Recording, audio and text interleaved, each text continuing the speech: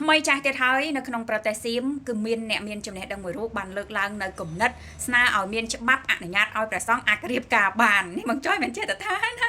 រឿងពុតទេបងប្អូនប្រទេសសៀមឥឡូវគេកំពុងឲ្យវាយរលរឿងហ្នឹងខ្លាំងមែនតើផ្ទុះការវែកញែកពេញហ្នឹងហើយគេថាមិនបានទេមានមតិថាមិនបានព្រះសង្ឃគឺជាអ្នកកាន់សិលលះបង់កលេសតណ្ហាអីផ្សេងៗអញ្ចឹងទៅហើយក៏មានមតិជាច្រើនទៀតលើកឡើងថាមិនបានមិនបានស្រីស្រឡាញ់ស្រីប្រុសស្រឡាញ់ប្រុសដូចគ្នាបានហេតុអីក៏ព្រះសង្ឃមិនអាចយកប្រពន្ធបានក៏មកឆ្លោះគ្នាបែកវល់ពេញហ្នឹងความคิดสับปะรดเข้าไปทุกวันมันมีคนที่มีการศึกษาคนนึงเขาออกมาพูดว่าเขาเนี่ยอยากจะให้มีกฎหมายว่าพระเนี่ยสามารถที่จะแต่งงานได้ว่าสันនេះបងប្អូនគាត់ថាមានបុគ្គលដែលមានចំណេះដឹងមួយរូបបែរជាលើកឡើងស្នើសូមឲ្យមានច្បាប់អនុញ្ញាតឲ្យព្រះសង្ឃអាចរៀបការបានว่าสันมึงไปเอาความคิดบัตรสีบัตรเถลิงแบบนี้มาจากไหนวะ